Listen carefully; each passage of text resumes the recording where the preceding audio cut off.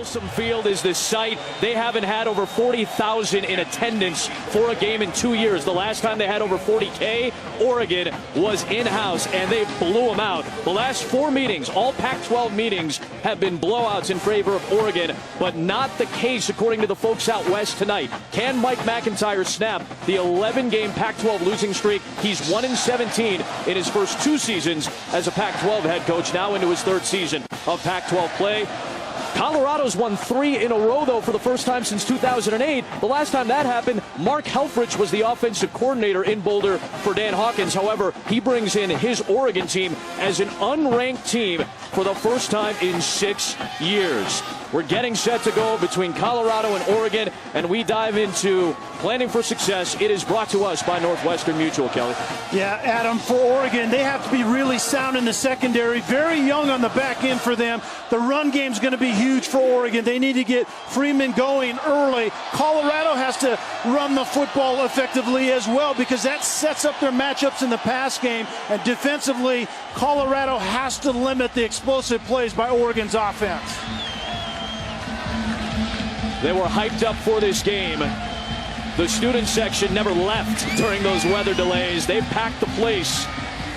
And we're set to go. Oregon won the toss. They want the ball first.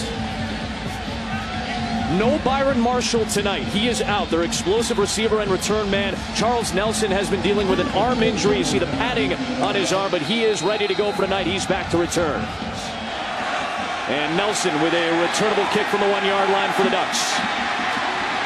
And Nelson with an alley, and he gets popped across the 25-yard line. What a hit. As Olivia told you earlier tonight, it will be the 2nd career start. First on the road for Jeff Locke. 22 games played in his career, most of that, almost all of it, as Marcus Mariota's backup. Yeah, and he's a 4th-year player, so he's very intimate with the way Oregon runs this system, and he has to be ultra efficient. Distribute the football to those around him. He simply cannot make mistakes tonight. Royce Freeman and Taj Griffin are in the backfield. This is Taj Griffin, the freshman, with a block from Freeman, trying to speed to the edge, and a great job along the edge by Tedrick Thompson, the safety. 2nd down 9, swinging out for Griffin. Good perimeter block on the edge, and Griffin with the speed takes a hard hit, but he's got the first down. Got on the edge by Evan Bayless. Listed as a tight end at 6'6", 250. You have to keep that block out on the point for a long while on that bubble screen. Very effective by Bayless. Oregon coming off its worst loss since 2003. On 1st down, Locke. Pocket collapsing, and down he goes for a loss, and it's Justin Solis.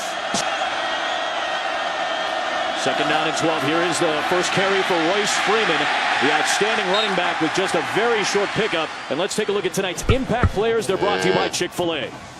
We've already talked about Freeman. They need to feed him early and often. Then Addison is that explosive element. And Awuzie and also Aloha Bowl are kind of hybrid players in the back end. They bring a lot of flexibility to this CU defense. Jim Leavitt's exotic look brings 5. Locke takes off, stays on his feet, but he will not make it to the 1st down marker, as Awuzie was there to close out the play and bring up 4. Wheeler to punt to Nelson Spruce. Oregon's punt coverage has been terrible this year. But this is a very solid kick. Spruce at the 9-yard line will stumble out after maybe a yard. This year very, very well. Has been dealing with a nagging shoulder issue. He says he's 100% and ready to go, and he'll fire on the first play from scrimmage for Colorado, and he gets drilled by DeForest Buckner. Front 7, and especially Buckner in that front end. They've been challenged to be more productive, and it's just a bull rush initially, pushing Kronsage back into the quarterback's lap. 2nd down and 10. Off play action. Lou Fowl looking downfield. He's got a wide open man. And it's incomplete, looking for Donovan Lee.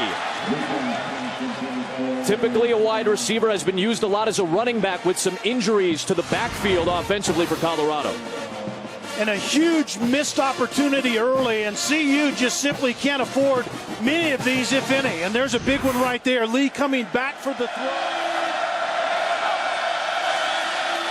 Just a 4-man rush. Lou Fowl looking for the check down, and it's intercepted. Picked off by Joe Walker. And Lou Fowl is active. acting like the receiver should have continued on here. And you can see Lee running that route, and Lufau expected Lee to continue on. It's actually a zone coverage, and typically the receiver sets down in a zone and runs through in man-to-man, and there was certainly a miscommunication, but big early play by Oregon's defense. And now Lockie takes over at the Colorado 17, and it's Royce Freeman, that big bruising body. Freeman really is the total package. He's a physical guy. He's elusive enough to get to the edge for some big plays as well. You saw Lee talking with Lufau. A little bit of miscommunication on their interception. Freeman again trying to pound his way forward and has enough for the first down at the 5-yard line. And Adam, offensive coordinator Scott Frost told us that the best friend to Lockie today was feeding Freeman early, and you can already see that that's the game plan. He had 14 carries without a touchdown last week against Utah in that 62-20 loss, that blowout loss. Off the fake. Lockie's got a tight end in the flat, and Johnny might. It's just Brown and Stanford on the left side of the formation. It'll be a keep for Lockie. He can throw it, lobs it to the end zone, and it was well short of Jalen Brown, who was wide open. And that's the true triple option that we see. There was a fake to Freeman, and the quarterback Lockie gets out on the edge, and he can run it or he can throw it. The receiver standing all alone. That pressure made Lockie throw an errant pass. He was definitely behind the line, and he had more time there than he thought he did. Sending Stanford in motion. Lockie gets a good block from Freeman to buy him some time, and a throw to the end zone is intercepted. Akello Witherspoon with his first career pick for Colorado. Yeah, and there was a little pressure here, but he's rolling out, and watch where he throws this football. Late to the middle of the field and across his body. All of those things are negatives, and you're right. He has to be buttoned up, and that was not a good example of it right there. So Colorado's defense bails out Lufau after he threw his first interception in 107 passes on the last Colorado touch. This is a give to Philip Lindsay, who's been dealing with some lingering rib pain. We talked about the thinness of this Colorado offensive backfield, and Lindsay has been a part of that, but he's back in the lineup tonight. And Adam, not all interceptions are created equally. Sure. Lufau's was a miscommunication, I think, by a young running back not doing what he's supposed to do. And right, good point. Lockie, on the other hand, threw that thing into harm's way, and he's a 4-year guy that should know better. Lufau protected. He's got the slant to Nelson Spruce, the 231st career catch for Nelson Spruce, the all-time Colorado leader in receptions and yards. A lot of room on Spruce right here. You can see the soft coverage, and that's what CU's MO's going to be tonight. They want to run the football effectively enough to create mismatches outside for their number one guy that we just saw right there, Nelson Spruce. And there was question marks about who was going to start at cornerback tonight for Oregon. They've had 4 or 5 different guys start at that position. They're a little bit banged up there as well. Lindsay loses the football, and it's a second Colorado turnover. It's Joe Walker again on the spot with another takeaway. Lindsay, once again, is a youngster. He has one speed and is typically all out. I don't think he ever really had that football in his hands, and then he hit the backside of his guard, and the ball pops out. If you're going to carry the rock, you have to value the football, and Lindsay put it on the ground right there. Remember, Oregon was one of the best teams in terms of turnover margin a year ago. Now they're +1 on the season. That's been a bit of a rarity for Oregon this year so far, but Walker's been on the spot twice. Always seems to be. He's got a couple of defensive touchdowns in his career as well. And now again, excellent field position for Lockie and the Ducks. Zone read, Freeman has a solid hole and a good first down run to the 29-yard line, running into Leo Jackson. Second down 6, give to Freeman. He's got space off the right side, and there he goes. Running past Awuzie. Running past everybody. Touchdown, Royce Freeman.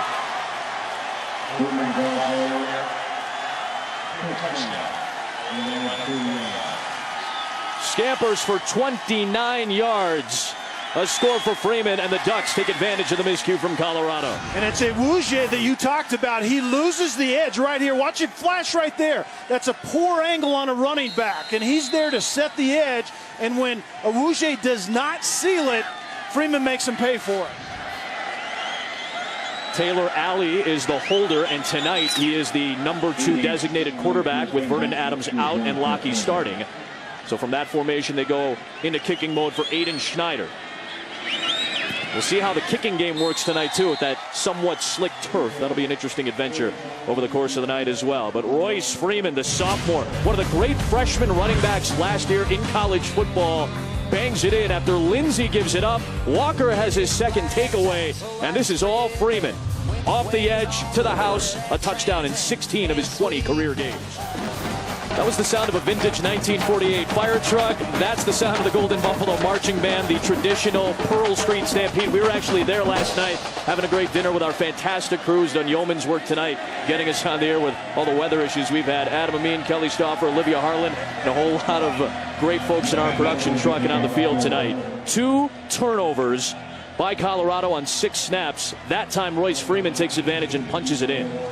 Yeah, Oregon is not a team that really needs a whole lot of gimmies, and right now Colorado is just giving it to them.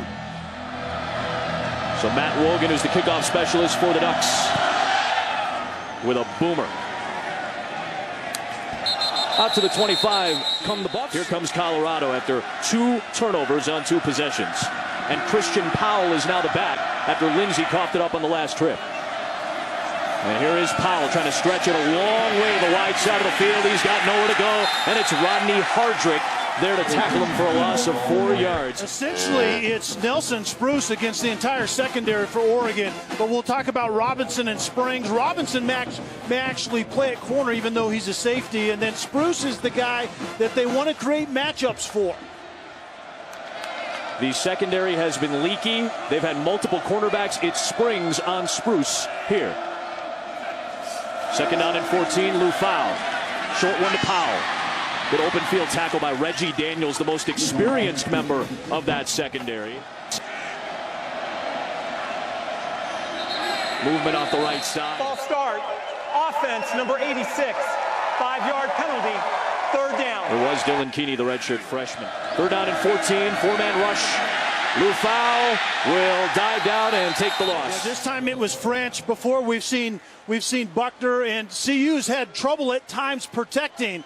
And Lou Fowl has learned how to get the football out on time, and that was just simply a matter of not having any opportunity to do that. Doing the punting, and that one may have been deflected. It's going to take a very lucky and friendly Colorado bounce, but Oregon got pressure from Austin Dake. The junior was coming in and may have gotten a fingertip on that. Right outside the 3-man shield, right there. Wedge does a nice job of coming tight off the edge, and I think he gets his hand on it. Actually, he might get both hands. Takes it almost right off his foot. Yeah, that could have been a touchdown easily for Oregon. Dake really hustling in, and let's give Kinney some credit. The fact that was a 45-yard punt is a victory in and of itself. Still decent field position from their own 43 for Lockie and Freeman. And Freeman was plugged up that time. Excellent job by the front line of Colorado, led by Jimmy Gilbert on the outside linebacker spot. No gain on the play. Well, Colorado defensive coordinator Jim Leavett told us that when they can get the ball going sideline to sideline, that is something really big for them. They can't get it going downhill, and you saw it right there. That defensive front 7 stretched the ball vertically or horizontally. And it is Taylor Alley in the game at quarterback for Oregon, running the option and pitching to Bralon Addison as he's chopped down shy of midfield. So already, Vernon Adams not playing tonight. We've seen Jeff Lockie, and now what a lot of fans have actually been clamoring for is for a shot for the redshirt sophomore, the former walk-on Taylor Alley out of Eugene, who took number 2 reps all week long with the potential of Adams not playing tonight. Now he faces 3rd and 5. Off the fake, Alley throwing to the side, and Addison is there to make the catch, but Owuzie there to make the tackle shy of the line to gain. So Wheeler to kick to Spruce. He's got a couple of kick return touchdowns, but no punt return touchdowns in his career, and that was a shank by Wheeler.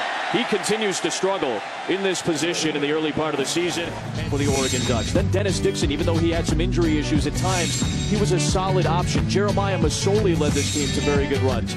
Darren Thomas in 2010. And then this guy, Marcus Mariota, setting every record. The number 2 overall pick by the Tennessee Titans. Certainly the biggest question for this team was quarterback. Vernon Adams won the job late, a couple of weeks before camp after officially graduating from Eastern Washington.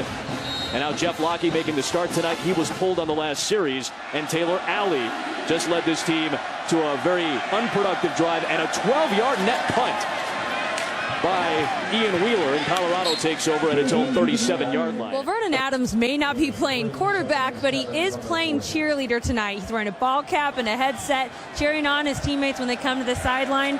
Now, this is an awkward decision for him to not play because it wasn't a medical clearance. It was just what was best for the team, guys. Olivia, thanks very much. Here's Nelson Spruce with another catch and taken down by Glenn Iannaccio, the redshirt freshman, in his second career start, but not before Spruce makes it for 8 and a first down. Yeah, they've actually walked the outside linebacker, Christian French, over top of him. Yeah, so he's going to rush. That leaves Springs on Spruce. Lou Fowl tosses the other way, and a good play by Tyree Robinson to bring down Shea Fields. Colorado doing a whole lot of things to try to get some open matchups here. First snap from Oregon territory, and it's a flip to Devin Ross, who's trying to have a breakout game. He gets rumbled down by Rodney Hardrick about 1.5 yards, probably a short 2 yards. Lindsey is the back, who gets the fake. Lou Fowl going to take it himself for the first down. And slide down a long way with that slick turf. Play action in. The tight end, Sean Irwin, was outside. And watch, he actually becomes the blocker. Initially, he was a covered receiver. And then you can see 81 is actually the one that sprung the quarterback Lou Fowl for that first down. And dealing with that sprain of his AC joint in his right throwing shoulder. Got hit against Colorado State. Had to battle through it. And he, the toughest quarterback Mike McIntyre has ever coached, as he told us yesterday, goes back to work through the air against pressure and through the hands of Sean Irwin. Second time did it look like it got away from Lou Fowl just a little bit. With tight ends, you have to put it on their frame. Look at this one's back up inside. If that ball's on its frame, it's an easy pitch and catch. Catchable ball, could have been a better throw. Absolutely. I put that on the quarterback. 2nd and 10. Lou Fowl, the most accurate passer in Colorado history, near 63%. And it's a 3rd down and long across the 40-yard line here. This is right at the edge of Diego Gonzalez's field goal range. The redshirt junior from Mexico has hit a 52-yarder. This would be about a 53-yard try here, but will the wet conditions have an adverse effect on the kicking game? Lee in motion, running the wheel route. Instead, it's dumped on for Lindsey, who makes a twisting catch and has a move for a first down, running into Iannaccio inside the 20-yard line. Adam, you talked about it. Donovan Lee went wide motion outside and went on the wheel route. And then Lindsey comes right in behind him in that void and catches the football. And there was drop coverage on the back end by Oregon. Very well designed. A lot of kind of pre-snap window dressing, and it worked well for Colorado. We've seen a lot of window dressing from Colorado tonight. Here's Powell on the move between the hashes all the way down to the 5-yard line. Could have enough for a first down. 2nd down coming up. Back to Powell. First down towards the goal line. 1st and goal for Colorado. And that is Powell's game. Spruce at the top. From the 2. Powell. Touchdown.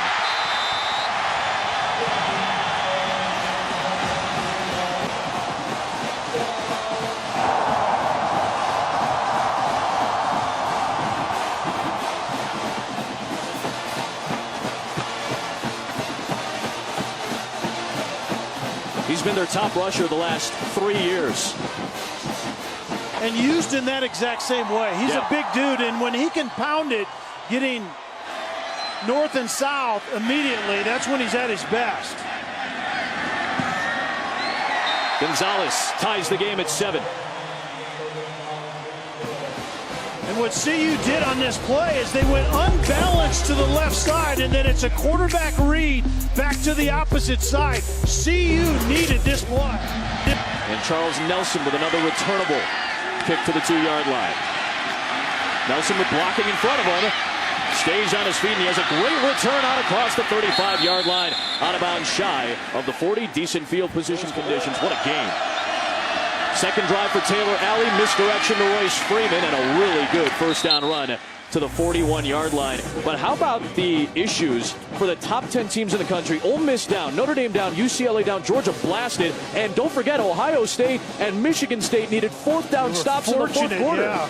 It's going to be one of those years. I'm telling you that right now. It already has been one of those years. Freeman again, stutter step. And he has to buy some time going to the outside. Not much there, and Jordan Carroll ran him down, the junior college transfer look.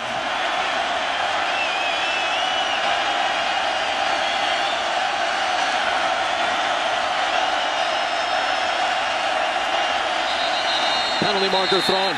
False start. Offense, number 78. 5-yard penalty. Third down. That is Cameron Hunt. Pressure coming. Alley, who's only thrown 4 passes in his entire Oregon career, will throw to the sideline incomplete. There was a late flag thrown here. The result of the play is an incomplete pass, fourth down. After the play, unsportsmanlike conduct. Offense, number 88, taunting. This is a 15-yard penalty. This is number 88's first unsportsmanlike conduct of the game. Foul of the game. Fourth down. Great explanation by one of the best officials in the Pac-12, Mark Dunny, the Phoenix native. Dwayne Stanford was taunting after the play, and he got tagged for it. Now what this does is potentially set up great field position for Colorado. 88 going up against Ken Crawley. So Wheeler, who had a 12-yard net punt last time, is able to boom this one towards the sideline. And it's going to take a decent bounce out of bounds near the 35-yard line, which takes... There's more to come, I'm telling you. Absolutely, this is going to be one of those seasons. From the 35-yard line, Septo Lufau, the junior out of Tacoma, Washington, starting this drive for the Buffs. And this is Powell, who had the touchdown in the last series, and that front of Oregon has been a strength for them. Lufau rolling the pocket, pressure from French off the backside. Lufau running out of time, and he's got a strike to Fields to the 49-yard line for a first down. Great job by quarterback and receiver. Fields does a great job of setting down in the void and giving your quarterback a target to throw to. It's a good second option behind Spruce. Was a great freshman last year. 8 back in coverage, and Lufau's going to take a shot for Spruce. Trying to beat him over the top. Did he haul it in? He did! First and goal, Colorado!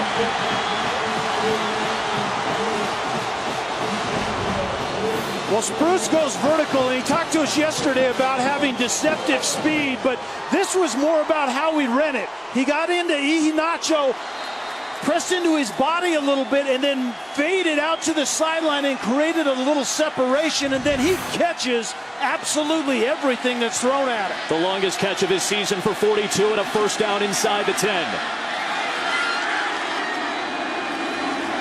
Powell right into that great front. DeForest Buckner, Joe Walker. That front 7 is stout. And then Christian French is really a strong outside linebacker, but a lot of times he has so much size, 6'5", 250, he almost becomes a defensive end as well, and that's how you have a hard time discerning whether it's an odd front or an even front because of what 96 presents. Don Pelham in his second year as the defensive coordinator, 23rd year on staff. Second and goal.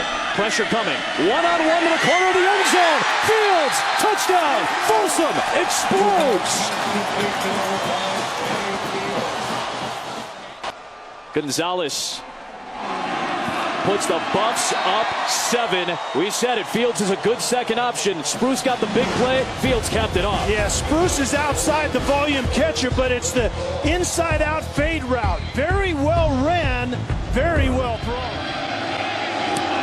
Graham has been a good touchback kicker early this season. A short kick that time taken by Nelson at the 7-yard line. And that slick turf ends up seeing him slip down across the 20-yard line. Nelson Spruce down at the bottom isn't known as a good vertical route runner. Stop it right there. You see how he kind of went into the defender and then go ahead and let it roll? He creates space by getting into the defender. Let it roll, guys. And then that's his space. It isn't all about vertical speed. It's about wisdom when you're running the vertical route. And he pressed into the defender, created separation when he came out of that break. You said it. That was the touchdown setup, and the Oregon defense the worst in the Pac-12 in allowing big plays in the early part of the season. Taylor Alley with a spin move, hitting the B button to the 30-yard line. Good 8-yard run. He's had a couple of rushing touchdowns in his career, including an 87-yarder a couple of weeks ago against Georgia State. Running along the edge, it's Griffin. This might have been a free play for Oregon. It looked like somebody may have been in the neutral zone for the Bucks. Defense number 4 lined up in the neutral zone. This 5-yard penalty results in a first down. Alley on play action. Plenty of time, good coverage downfield, and it ends up in the hands of Griffin, and he's got the first down and more into Colorado territory. Griffin with one of the best plays of his short career. Well, Griffin was initially figured into pass blocking, and then when the play was extended, he becomes a receiver, and then you have just an explosive guy out in space.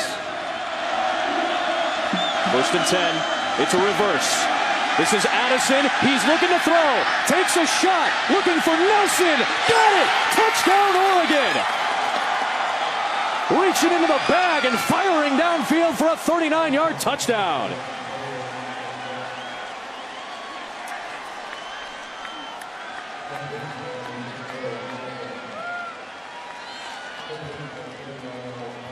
Scott Frost went to something to ignite his offense. The pitch back there, and Addison throws a strike to Nelson down the sideline. When your offense is trying to find something that works, go to the gimmick play. Oregon's done that multiple times in the past few years. It works to perfection right there. Schneider on for the extra point, and he will tie this game up. Bralon Addison, I don't know, maybe he's their best quarterback option right now to pass the ball downfield. Right there. Guess what, Cal? First pass of Bralon Addison's career. It goes for 39 yards and a touchdown to Charles Nelson.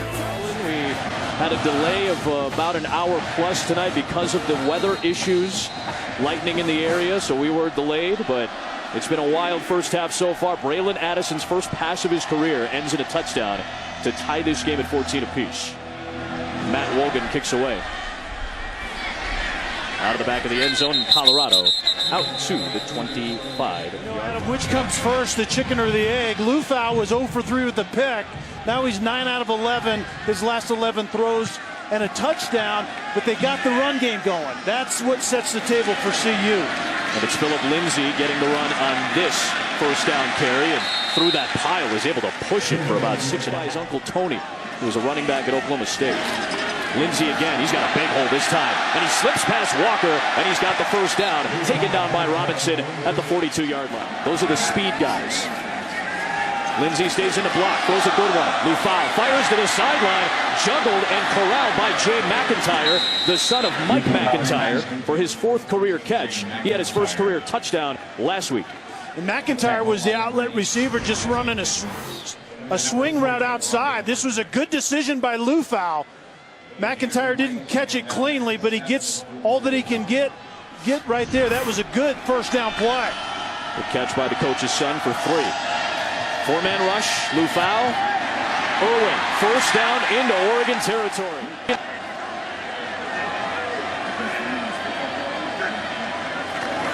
Now it's a fake to Powell, and it's through the hands of George Frazier, the fullback / tight end. Frazier's the tight end, H-back, fullback. They move him around. He'll lead blocks sometimes. The play action zone read up inside, and then if that ball's put on him, that's a productive play. That one just sailed on Lufau. That could be a tendency of a shoulder issue. We're not saying that that's the case, but if there is some shoulder pain, he says he has a tendency to sail balls. He had completed 6 in a row until that incompletion. That's complete to Bryce Bobo. On the receiver, Bobo. But once again, ball placement. No opportunity for yards after the catch right there, even though there was really, really soft coverage.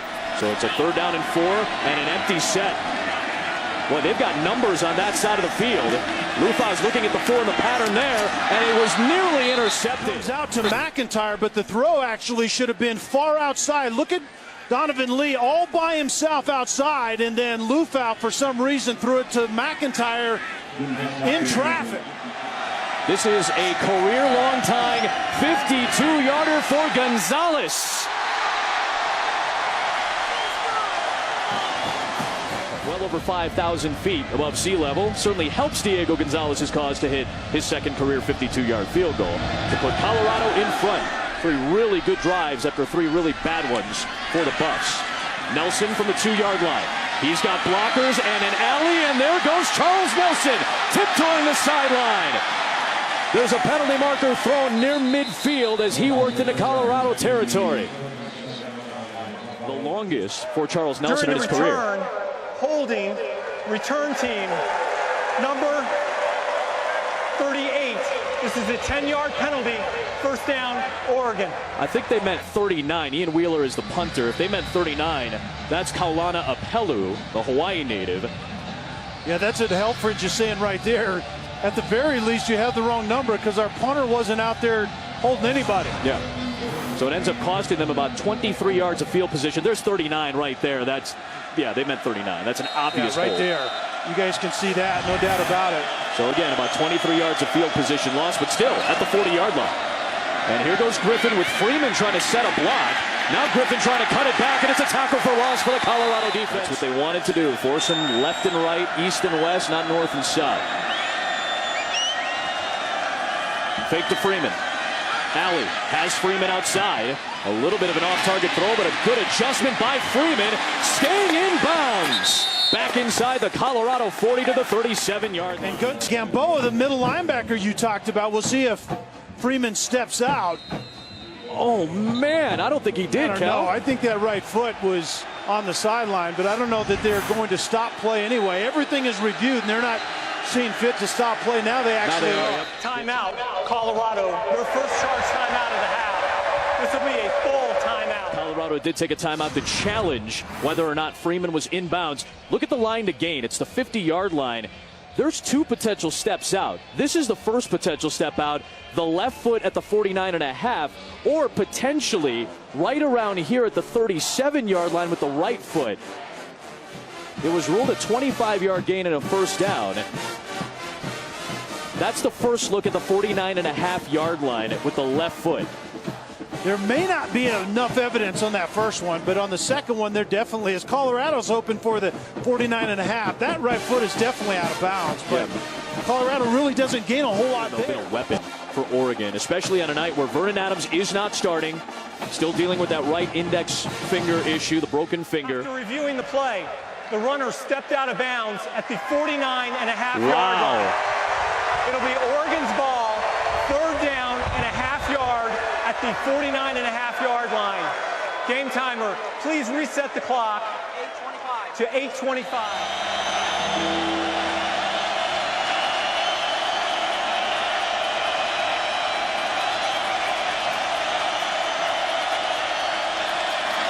Freeman got that first down. He's such a weapon. Off the fake. Alley gonna take a shot downfield, and he overthrew Bralon Addison. Very good route. You can see right there the double move, takes the corner out and then goes back to the post. And Alley had a lot of time protection-wise, could have dropped that in the shirt pocket. Another pass on second down. They set up the tunnel screen, and it was deflected down by Derek McCartney, who was not in the lineup last week due to an injury. Man, are they happy to have this guy back off the edge. The grandson of the legendary Bill McCartney, the Hall of Fame head coach at Colorado. He's right here, and he doesn't get a lot of pressure, but at 6'3", he gets that left mid-up right there. It's a good job. If you're not going to get into the quarterback's face, get your hand up into the throwing lane. Now he rushes with his hand up. Alley with the pocket collapsing. Trying to spin free. Spinning again, and he's ripped down by Jackson with a penalty marker throw. Disciplined rush. Holding, offense number 78. That penalty is declined. The result of the play is fourth down. You can see right there, there is nowhere to go. Everybody stuck to his lane, and in the end, it worked well. Another punt for Wheeler with Spruce back at his own 10. Tough snap, handled well. And Wheeler got off a boomer, and a fair catch signaled at the 13 by Nelson Spruce. 2 really good games coming up, by the way, Thursday. A Houston team that's really playing well early in the season. Washington, USC Thursday night, ESPN2 and ESPN. First down from the 13-yard line, and it's Philip Lindsay. in his 23rd career start. Seppo Lufau wide to the sideline for Spruce, and he was waiting for it, but perhaps heard the footsteps of Tyree Robinson chasing in. Post corner outside, and the throw's just a little bit late. It's a beautiful route right there. Post, and then back to the corner. Flatten it out a little bit, but go attack the ball in the air. There's no reason to stay on the ground right there. Go up and high pointed, and that would have been a reception by Spruce. Kid who used to play baseball before he turned to football. He developed his hands while playing baseball. He said they grew significantly. Four-man rush into the flats. Here comes Lindsey for a first down. Shakes one defender, breaks a tackle, gets a block, spins into Ian Nacho across the 40. We saw Lindsey on a big reception just like this. Donovan Lee clears out on the wheel route after the motion, and then in that void comes Philip Lindsey. Throw allows run after the catch. Well designed once again by Colorado. The Tasmanian Devil picks up 29, and there goes Christian Powell for a solid run on first down to the 40. Losing those Pac-12 meetings by an average of 43.5 points. They're up 3 late in the first half. Powell again, churning forward. It's going to be about 2.5 to go. Three-man rush on third and short. Lufau pumps. Plenty of time. Great coverage downfield. And that is a very smart play. Don't get it twisted. The junior out of Tacoma, Washington, gets his toughness from his father, Joe. Born in American Samoa, but served in the United States military. Joined it when he was 18 years old.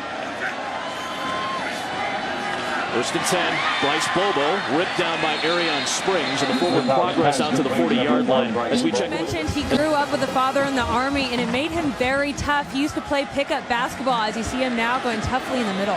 Second down and 4 here, Liv. Well, the throw-in Samoan was his uncle. Right. I think he ended up playing for the Bengals. He's got a great lineage.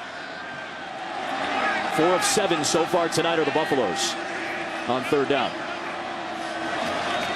Lufau stepping up, climbing into a collapsing pocket, and running right into Alex Balducci. Was anticipating pressure, and so they ran that same play. You can see Lindsey sneaking out to the flat again. The difference was it wasn't man coverage, it was zone, and someone was standing out in the flat waiting for Lindsey, and there was nowhere for Lufau to throw the football.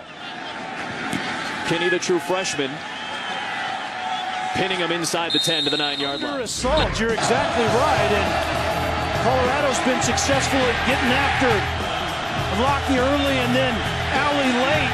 Very disciplined rush right there. Good coverage on the back end, by the way, in all these. And Lufau the pressure early. Buckner gets to him there.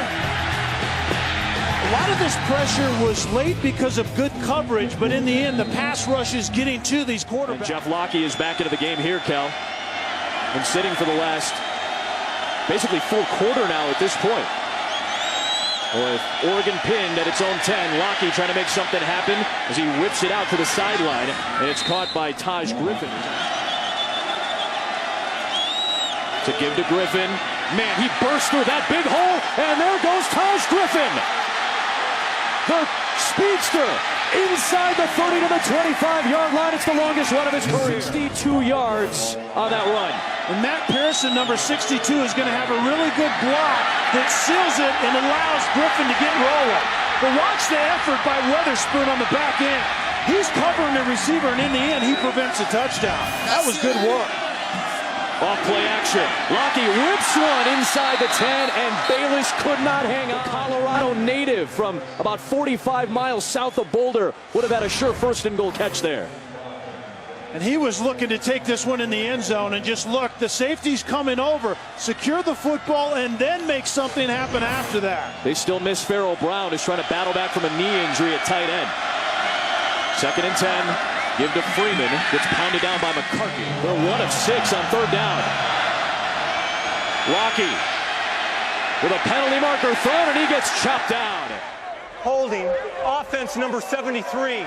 This penalty is declined. The result of the play, fourth down. Chance to tie it here. Aiden Schneider from 39. And he's now made 11 in a row going back to last year's Pac-12 championship game. Amen.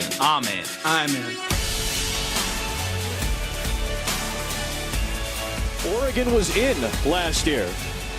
Alabama was in last year. Florida State was in last year. Are those 3 teams going to have another shot with a lot of time to go, Kel. Don't get me wrong. A lot of time to go. We're only on the first Saturday of October with plenty of football to play. But, man, another good kickoff by Wogan. And that will send Colorado out to the 25-yard line. And a true 2-minute situation here by a veteran quarterback. The defense over the top for a 42-yard pass to Spruce earlier in this quarter. Here is Philip Lindsay. One cut trying to go downhill, and a good stretch to the edge for the Oregon defense by Joe Walker, who's had a fantastic first half so often. As Kelly said, a check with me situation for Lou Fowl. Four-man twist up front gets picked up, and there's Spruce on the slant. Clock will stop to reset the chains at 90. Breon Springs, very good release, created some separation. They're giving him a lot of cushion, Kel. They continue to do that. Here's Lindsay, hitting the B button in a spin move out across the 40. Four-man twist again. Now the pocket collapses with Buckner. Pressuring. Lou Fowl keeping the play alive, and he's going to throw downfield incomplete. Out of bounds, and it does stop. We'll see how many they rush. Only 2 men with their hand down. Four-man rush. Long out route and a twisting catch attempt by Ross is for naught. And a very dangerous return man. Pressure coming against the shield. And a beautiful booming kick, and it's grabbed at the 6 for some reason by Addison. I guess he was just hoping to save as much yardage as possible, because had he let that go, it may have taken a bounce towards the end zone. Yeah, this is a cornerstone win if Colorado can get this one. Right. And Oregon, we want to see how the champion responds in a sense. The iconic program, and how do they respond? And it's been a very, very well-played game so far. So the long field from the 12-yard line, and they'll try to move it on the ground with Griffin, and he could try to get out of bounds, and he gets shoved down. Trust Jeff Lockie to throw downfield, perhaps? That's the question. Absolutely. Not in this place on the field. Let's see what Lockie does. Looking short, throwing short. Addison across the 30 and a timeout here with about 21 seconds to go. There is Awuzie, who's had a really solid night defensively, that excellent hybrid defensive player. 2nd down and 4, Lockie to throw. Under pressure, slings it out to the outside for Nelson, and Nelson gets out of bounds, so they don't have to spend a timeout here. Still got a long way to go to get into field goal range. Another safe throw, and a good job by Freeman to get out of bounds at the 41.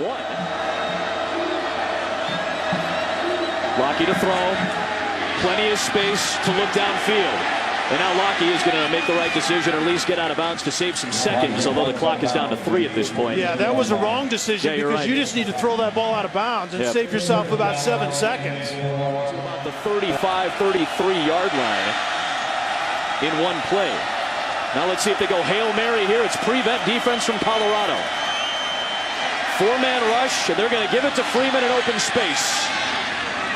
This is what Colorado probably wanted. Back in Boulder, Colorado, where the Buffaloes and Ducks are tied up at 17 apiece. We get set for the start of the 3rd quarter. Final game of the night, taking you all the way through morning, basically. Had an hour delay earlier tonight. We've had a wild first half. Adam and me and Kelly Stauffer, Olivia Harlan as well. Your thoughts, first half? It was crazy. The way the game started, Colorado's fortunate that Oregon didn't bury them. And I think that is great news for the second half. You can see the errant throw, miscommunication leads to the interception. Lockie made that big mistake, and he can't afford to do that. That's why he had the early hook. And then Lindsay put one on the ground. That was only 7 points from those 2 turnovers, which was good news for Colorado. And the deep throw, Addison to Nelson. They had to get that going offensively, because their offense really wasn't going anywhere on their own. And the Buffaloes have the ball to start the second half. They'll start this drive at the 25 as we go down to Olivia Harlan. Guys, the Buffs had 2 turnovers on the first 2 possessions, and Coach McIntyre told me it was not good, but these guys believe they can win. They're feeling good. They can shoot themselves in the foot, and he said it'll be a fun second half. And if you missed the halftime report with Coach Helfrich, Oregon said they are still evaluating their quarterback situation, Lockie or Allie, to play the majority of the second half. Adam? Yeah, Olivia, when you can overcome those 2 early miscues and still be tied at halftime with a team like Oregon, that's a confidence builder in the second half. And Sept Lufau, who got better as the half went on after an early interception, starts from the 25 with play action. Outrunning a chasing defender, and we'll make a good decision. We'll take the couple of yards out of the 27-yard line. Good weapons on the outside. Spruce and Fields each had 4 catches in the first half. Fields at a touchdown. 4-man rush. Lufau had that safety valve in Powell, but a little bit behind him. And guys like French and there, DeForest Buckner, a top 10 prospect according to Mel Kiper. have been doing a good job. Oh, against that four-man rush, they set up the screen for Lee, but he ends up losing his balance. So Kinney, who averaged 44 a punt in the first half, will kick one away. That's a very good spiraling kick. 53-yard punt, and Addison trying to find space. He works across the 25, but there's a penalty marker thrown back at the 20-yard line. Illegal formation against the kicking team. 5 players in the backfield. This 5-yard penalty will be tacked on to the end of the post. Excuse me. Yeah, they might want to re-punt this, right? I think Oregon would want that to be a re-punt because that was a really good punt. Yeah, that was a rocket shot. Illegal formation, offense, 5 players in the backfield. This 5-yard penalty will be enforced from the previous spot. Replay, 4th down. So now from inside his own 5 on the repunt, Alex Kinney. This is dangerous territory. 10 men on the line of scrimmage here for Oregon. Nobody with their hand out. Addison back at the 40. We'll set up for the return. Much shorter kick this time. Takes a good bounce though. And this ends up being a really good punt. And man, the true freshman Kinney came up clutch. Mike McIntyre has a coin in his pocket that he has for every football game that he coaches in. You see his dad, George McIntyre, on the left. He was the 1982 Bobby Dodd Coach of the Year award winner. And you get this commemorative coin when you win that award. He gave that coin to his son, Mike. And Mike has carried that in his pocket for every game he's been a head coach in. How big of a win would it be tonight? How emotional would this be for Mike McIntyre to get a signature win like this over Oregon tonight? I guarantee you he's reached in and touched that coin plenty already in this game. From the 26-yard line, here comes Oregon. This explosive offense with Freeman, who had a great first half. Brought to you by Chick-fil-A, and here comes Freeman again. And Freeman slipping through a hole. He's got the first down to the 38-yard line, and Rick Gamboa finally tags him down. And if Freeman is going downhill like that, that's not a good thing for Colorado defensively. What did you say? You got to keep them east and west, got to keep them lateral. Horizontally, absolutely. Laterally is okay, especially with Freeman. He's not a real speed back. You can't let him go downhill. He's got the lead block from Johnny Muntz, and had it not been for Ryan Moeller, the redshirt sophomore, that would have been a busted run. One of the best freshman backs in the country. Nick Wilson, a very good running back for Arizona on that list as well. He gets a breather as Griffin takes the play fake. Lockie whips one to the 45-yard line, and it's good for a catch. Kenai Benoit is into the backfield. Haven't seen much of him at all tonight. And on the zone read, it is Benoit. Bruiser trying to work up the middle, and Rick Gamboa stopped him about a yard shy of the line to gain. Colorado trying to get set in their personnel. And to give to Benoit, who somehow finds a hole and ends up turning what would have been about a 3-yard first down run into a long gainer of 10 inside the 35-yard line. And Benoit is a big back, 6 feet, 205 pounds, and he is also a downhill guy. He has one speed, and it's downhill in a heartbeat. He's a very hard runner. There's a penalty marker on the field out of bounds on the far side on the Colorado bench. And Mike McIntyre getting after his coaching staff. Unsportsmanlike conduct against the defense. This is a team foul. This is a 15-yard penalty, automatic first down. So if it's a team foul, I'd imagine this was something done by the Colorado sideline. And Mike McIntyre laying into one of his coaches right now.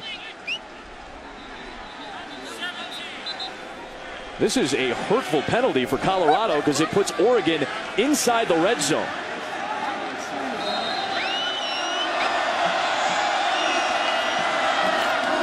Here is Taj Griffin, productive night. And Tedrick Thompson is there to grab him from behind after a 3-yard run. 187 rushing yards for Oregon. When the pass game isn't there, the rushing attack has been. And there goes the speedster Griffin, stretching it to the outside. Run out by Crowley. 3rd down and 1 big play here to try to keep the drive alive. Benoit, did he get there? Was against Joe Tumpkin, the safeties coach for Colorado, and it ends up hurting Colorado here. 4 chances to get to the end zone. And now movement before the play. Offside, defense number 57 in the neutral zone with contact. This penalty is half the distance to the goal. First down. So it's a 4-yard penalty to the 4-yard line. Only 7 accepted penalties tonight, but a couple of big ones on this possession. Here comes Freeman. And the freight train that is Royce. Freeman churning the legs, pushing the pile for an Oregon lead. And now a penalty marker is thrown. The ruling on the field is a touchdown. This play is now under replay review. After the play, unsportsmanlike conduct against Oregon, number 78. We'll now review the play. Kelly, this is huge because you can review forward progress if it relates to a first down or a score. You can't review forward progress in any other situation. If they rule that this is not a touchdown and that penalty stands against Hunt, this is going to take the touchdown off the board and send them back 15. 15 yards. You're exactly right. And it is reviewable for the reason you just described. And Cameron Hunt just gets after it after the play. We'll see right here where forward progress stops. Freeman is, you can see the ball being held up in the middle. And this game is all about field position. The play, the ruling on the field of a touchdown is confirmed. The unsportsmanlike penalty foul will be enforced on the kickoff. Schneider, who's on the Lou Groza watch list, one of the better kickers in the nation, with pressure coming, is able to get it away and make it a 7-point Oregon lead. 200 yards rushing on the nose for Oregon tonight. Yeah, it's been a combination of hooking the wagon to Freeman, but also Griffin gives them a change of pace, and that's typically what Oregon does.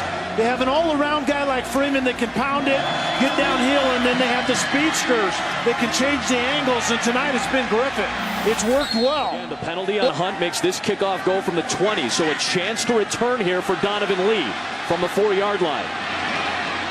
Donovan Lee makes it across the 25. 20 rushes between these two and a combined 174 yards, a couple of touchdowns. Griffin had a 62-yard run, an explosive play tonight, and Freeman's been the bell cow, approaching 100 yards for tonight's game. And offensive coordinator Scott Frost told us just that, right, Adam, earlier in the week, that they were going to run the football, and particularly they were going to get Freeman going early and feed him a lot.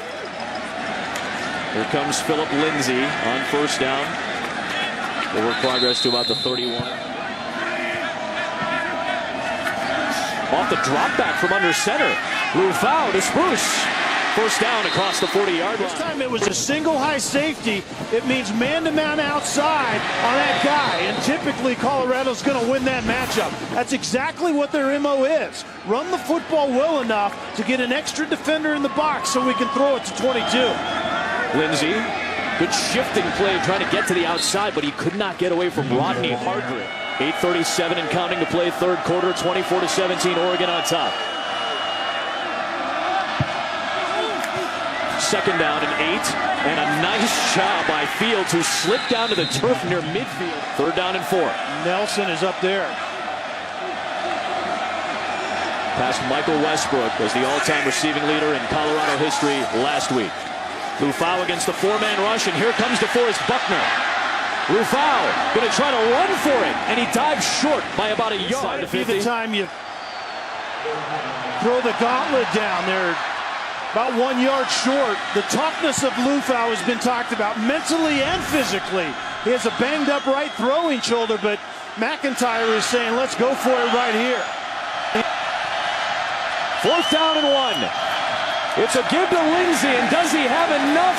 He seemingly got past the line to gain, according to the headlines. Backs find some space on their own. This wasn't tremendously well blocked initially, but watch the subtle movement right there. The bounce slightly outside to his right was exactly what Lindsay needed to do. So they go from the 46 as this shot position here for Colorado. Leavett will throw. Stepping up. Taking a shot for Fields, and it's incomplete. When you have a tendency to sail throws, when you have a shoulder issue, you have a tendency to sail them just a little bit. His teammates talked about that this week. Empty set on 2nd and 10. Lee in motion. They'll give it to him. Good cut. Got inside the 40. Send him in motion again. Dumped off for Powell, and he's got the first down. Yeah, that fly or orbit motion, then they fake it to that. To Ross going across the formation and then just dump it to their big back out in the flat. Blitz coming. Leavett under duress, and he lost the football. It's loose at the 45-yard line. Who's got it? Oregon does. Lufau was claiming that it was a forward motion of his arm to indicate an incomplete pass. Duddy, for the time being, has ruled this as Oregon football. That looked like it may have been a true fumble. Rodney Hardrick just got a piece, seemingly, of Lufau's elbow. Watch it closely here. The right hand gets to the elbow right there. And the ball, I think, was dislodged just enough. When Lufau's hand comes forward, there was simply nothing in it. So good field position for Oregon, and it's Taylor Alley back in the game for his first series of the second half, taking it for about 2.5 yards. And Adam, what this Oregon offense obviously misses is the dynamic element at the quarterback position. They have playmakers everywhere except that position. They had Mariota, obviously, for 3 years. There's a vacuum right now. They're trying to find that, obviously, with Vernon Adams hurt. Alley keeps it. He's got an alley. And there goes the redshirt sophomore with a shake and a sprint inside the 35. Great decision on the option. You fake it up inside. You get to the edge. You attack that defender right there. It was Ken Crawley. You option off of him. A good job of Alley keeping it up and going down inside the hash. Averaging 6 a pop so far tonight. He's got Griffin in motion. And he's going to launch one over Griffin's head. Adams and Lockie both on the sideline, helping Alley out. CD's rushed for 25 yards on the night as well. He's got 2 rushing touchdowns this year. That's a give to Benoit. Nowhere to go. Stacked up. Moeller was there to help. 12.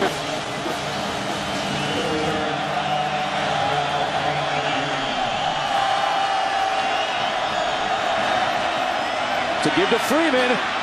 Freeman with a couple more yards to go. He lost the football out of bounds. Crawley both missed tackles on this play. But what a luxury to have when you're 3rd and long and you can give it to 21 and convert.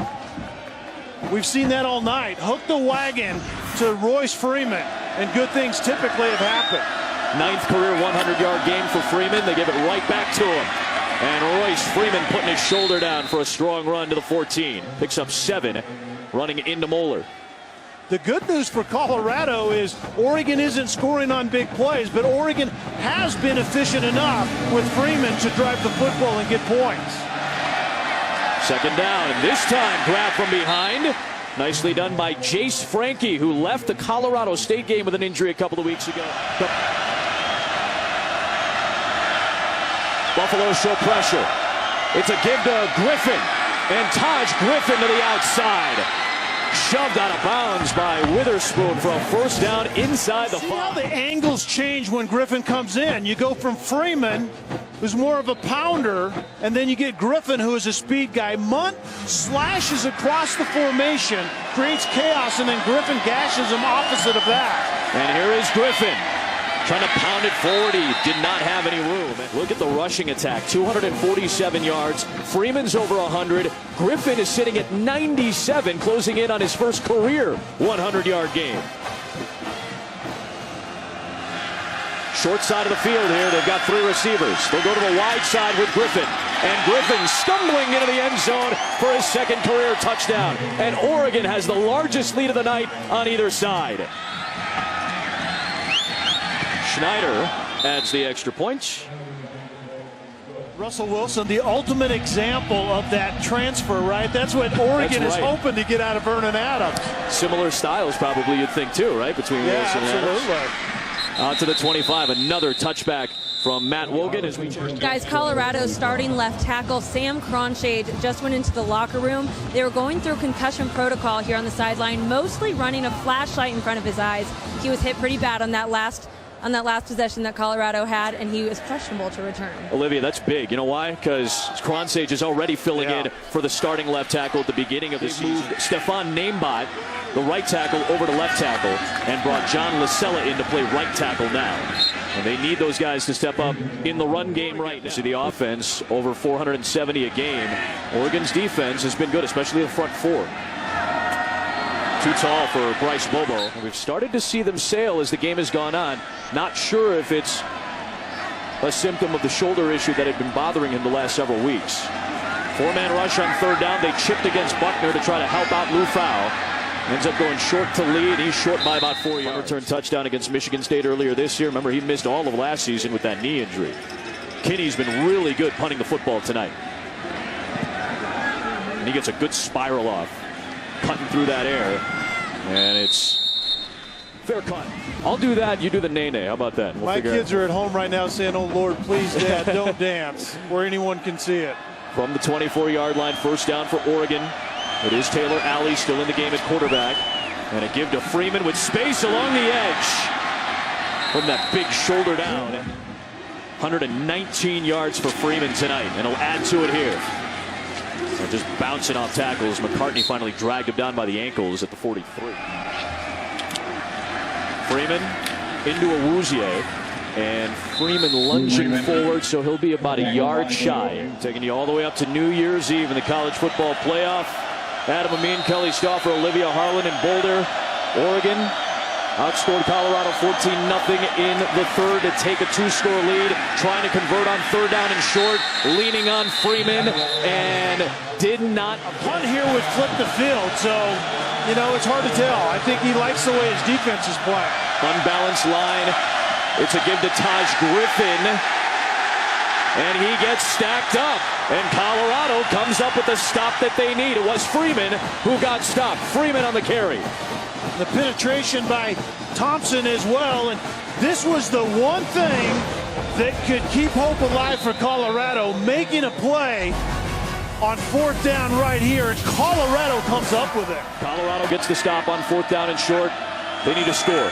Seph Lou Fowl starts it with Spruce. Trying to shake Iheanacho. I think the one play that could give momentum to Colorado is that play. So why even approach why it? Even attempt that? Okay. Absolutely. I think you're right. Play field position, you're up by 2 touchdowns. Second down and 4. Lindsey throws a great block, giving Lou Fowl a little bit of time, and Lou Fowl showing his toughness. The fake to Ross. They dump it down, and Lindsey has the first down. Spruce by himself at the bottom of the formation. Four-man rush. Lou Fowl running out of time, staying on his feet, and Lou Fowl seeking space, and still making some magic happen. There goes Seph Lou Fowl, ripped down by French at the 18-yard line.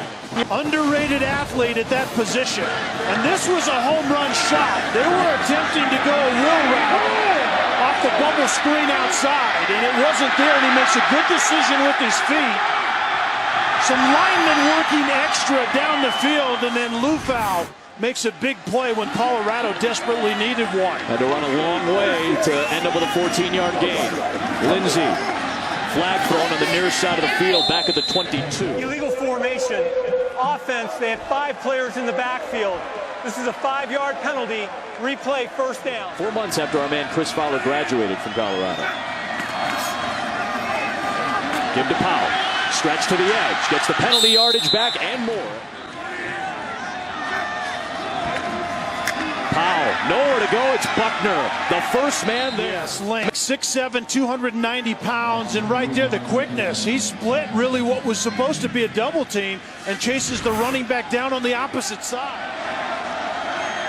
Got to find Spruce, bottom of the formation. Lou Fowl looking over the middle instead.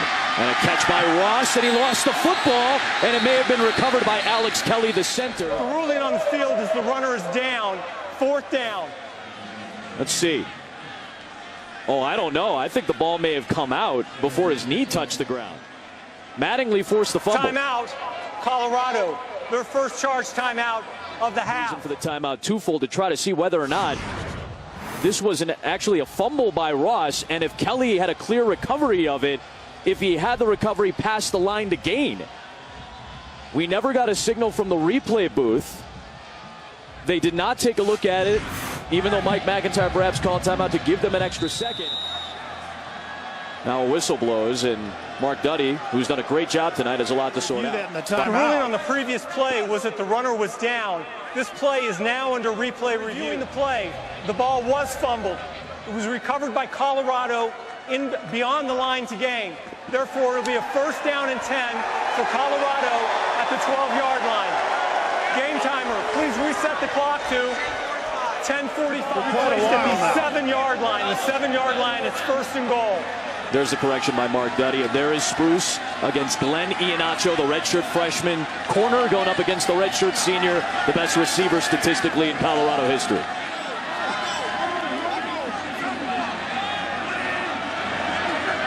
Low snap. Low foul. To the end zone, and it's broken up. Ball was laid at him. That's why Fields or Daniels had time to break on this pass. This is the exact same play that Fields scored on a touchdown pass in the first half. Nelson Spruce comes inside, and Fields runs kind of an inside-out route to the corner, and that ball was just laid. Empty set, top of the screen, Nelson Spruce. Lufau keeps it. Lufau, touchdown, Colorado. Right back within one score. A great decision by Lufau. You can see it right here. The stretch play out, I stop it right there. You can see the defenders were all going that direction. That's exactly what Lufau should be looking at. The Red Sea parted, and he took advantage of it. Diego Gonzalez adds the extra point.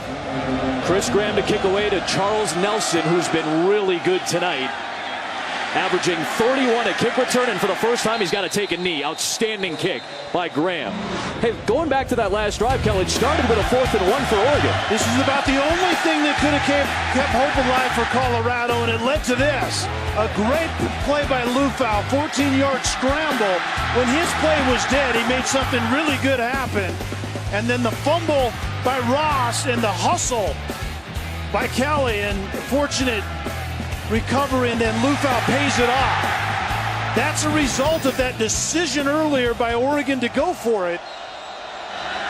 Hope is alive here in Boulder. After the second career rushing touchdown for Lufau. Taylor Alley back to work with the rain coming down hard, so they go to Freeman to start, and he runs into Jordan Carroll. Granted, against lower-level competition, but Jim Leavett has been brought in as the defensive coordinator, the former head coach at South Florida, who had great success there. Last 4 years in San Francisco with Jim Harbaugh running a 3-4 for Vic Fangio's defense. Alley, option, pitch to Griffin. Big hole for Griffin. His first career 100-yard game. Both Griffin and Freeman have rushed for over 100. First time in 2 years that the Ducks have had 2 100-yard rushers in a game. Rush coming with Alley to throw. One-on-one over the top, and he overthrew his intended target, Bralon Addison. He was open outside, just runs a fade route and beats Crawley kind of on a double move. But the quarterback just simply, Adam, keep the ball in bounds when you have an open receiver. Freeman with a pulling guard in front, and Matt Haggerty is center. And Freeman with a strong run on second down to set up a much more manageable 3rd down and 3 coming up here. It's a reverse. Addison in the open field against Thompson, and he's got the first down. They went trickery on 3rd and 3 near the middle of the field. For those of you who continue to watch our coverage, we are showing you Tony's camera. This is the main game camera. There is apparently some weather within the area that requires us, lightning within 8 miles, requires us to take our folks out of safety for our own personal sake and for them. So we'll show you the look that you have right now as Alley throws deep down the field. And it's caught! Jaylen Brown, first career touchdown. Oregon with a 2-score lead.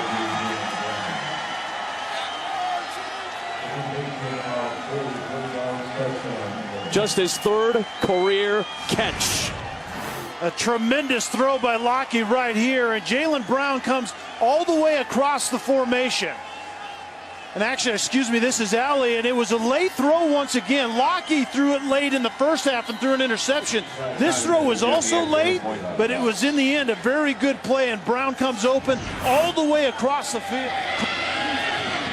Schneider adds the extra point, and Oregon answers the Colorado touchdown. Right back up 14. First career score for Brown. Career touchdown pass for Alley. 4 of 9 for 83 yards, but that touchdown to put Oregon up again by 14 points. Great kick again by Wogan. And out to the 25 come the Buffaloes.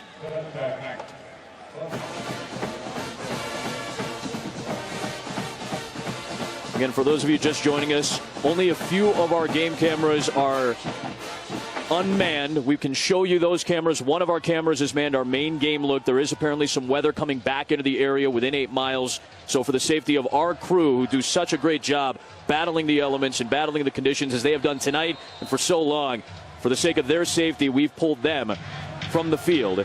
But we will show you every angle we can to make sure you know what's going on. And Colorado's in some more desperate spots right now. 8:43 to play, down 14. And Sefo Lufau in an empty set. Lufau dragged down by Buckner. He turns it into a yard gain somehow. Again, another 4-man rush. Collapsing the pocket against Lufau, who fires it over the head of Shea Fields. 3rd down and 9 coming up. For an eligible receiver. And this is illegal forward pass. There was an eligible receiver in the area. Mark Duddy with the explanation. 3rd down coming up. This is our radar right now from AccuWeather, and you see that little spot of red coming towards us right now. Remember, we were delayed better than an hour at the start of the night due to lightning in the area. If it's within 8 miles, play has to stop for at least 30 minutes. 8:07 to play here in the 4th.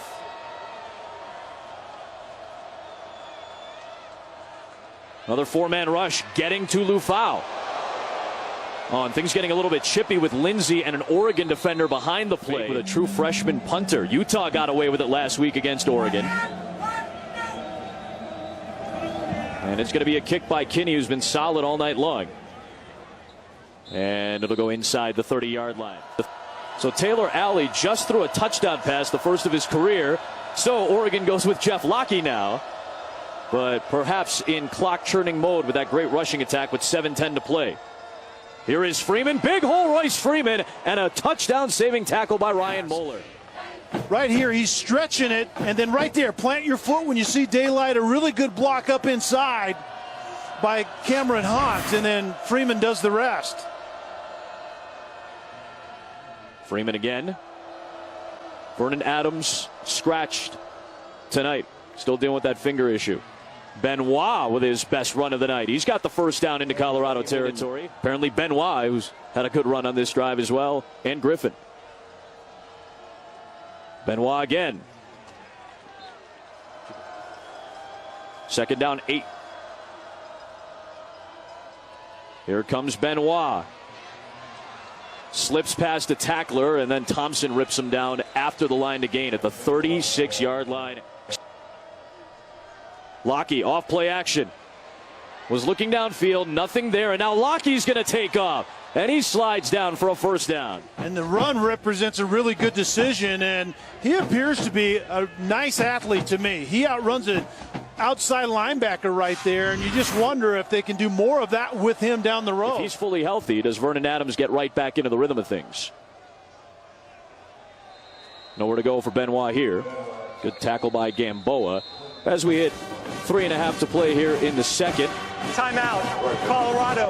Their first charge timeout of the half. Obviously, many Oregon fans are watching, and 2 days ago at Umpqua Community College in Roseburg, Oregon, which is about 70 miles south of Eugene, a 26-year-old took the lives of 9 victims. 3 of them were as young as 18 years old. 9 others were injured. The governor of Oregon, Tate Brown, traveled immediately to Roseburg to assess the situation, provide comfort to the residents. This was a scene actually from a couple of nights ago on Thursday night, the day of the shooting, as vigils took place around the state of Oregon, also around the entire country. Both teams tonight, as well as Oregon State, when they pick up play again, they've added those decals to their helmets to honor the shooting victims. A simple gesture, but a unifying one, as many of us have reflected the last couple of days on a terrible tragedy that impacted us this past week. Very rough time, and hopefully for those of you out on the West Coast that are Oregon fans and football fans in general, we gave you a little bit of a respite with a fun night of football, and a fun day really of football too on this Saturday to take your mind off of it. I think the index finger is like the rudder of the throwing motion, and so you really can't fake the injury to that finger, so it's simply a matter of how long it takes to get healthy. Taylor Alley now back in the game, strictly almost to run this option play, and instead of dangerously pitching it, he got dragged down and cut his losses as Jordan Carroll got to. They want the full package at that position, and they don't have it right now out of Vernon Adams. Here comes Freeman powering his way close to a first down. Timeout, Colorado. That's their third and final charge timeout.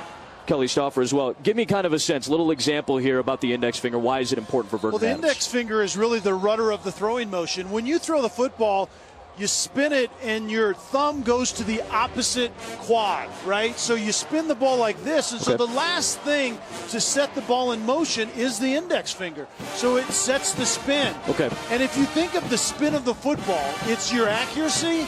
It drives the football down the field as well, and that's what. And it also is the personal feel of the ball. And Adams has none of that right now. Yeah. And so with a broken index finger, until it heals, his throwing simply is not going to be right. This is a big field goal here. This makes it a 3-score game. From 33 yards out, and Schneider has been great tonight. Do you think the kind of Florida State rule that we saw last year applies? Donovan Lee did not exit the end zone. He goes down to a knee to take a touchback out to the 25. But does the Florida State rule apply? If you are the #1 team, as Ohio State is in our Capital One college football rankings, do you deserve to stay at #1 if you haven't lost a game? I mean, I didn't agree with Florida State staying there last year. I never had Florida State in my top 4 a year ago because that's the BCS system. Right. Remember, there were about 7 different computer readings that went into determining the rankings, and there was only one human poll, which was the eye test. And so the College Football Playoff Committee is supposed to look at it differently. So I don't think you get brownie points for just being the top team and the defending national champion and starting the year at #1. I don't agree with that at all. It's hard to live in a vacuum, right? It's hard to kind of look at everything in a vacuum. And again, this is the AP poll we're talking about. That ball's deflected and incomplete. It'll be 3rd down and 15. That's why I want total chaos in the entire system. And I think the committee will do a great job, but I want them to have some hard decisions to make. Lufau throws it away. He had McIntyre in the area, so it's 4th down and 15. No timeouts left for Colorado, so unless they convert here, this game's going to be over officially. And last year, Florida State began to get punished for pulling games out against lesser teams in the second half. And so they started to go down. And I think, didn't they end up 4 or they actually was 3rd in the first 4-team college playoff. So, I just don't agree with that way of thinking. I think that's the old system, but I'm not sure what the eye test tells us right now. Lufau on 4th down gets taken down. Oregon and Alabama have a current streak of 7 straight years with 10 wins or more. With a win tonight, Oregon obviously still has that opportunity with a game against Washington State coming up, then Washington, Arizona State, Cal, Stanford, USC, Oregon State. So they still have a chance to get there, obviously, as they pick up their 3rd win tonight. This has been a program of success. It's interesting to see what the dynamic of this week was. You and I did a lot of radio interviews, a lot of hits over the course of the week, and the question was, is the Duck Dynasty dying? And we asked Mark Helfrich that question, and he said that's the feeling everybody gets nationally when Oregon loses 1 game. Granted, they've lost 2, but they've been to 2 really good teams. This is Tony Brooks James getting the carry with 1:50 to go. Redshirt freshman with his 22nd career carry. Yeah, what Mark Helfrich told us is, as of right now, we lost to the #2 team in the country and the #10 team in the country. Right.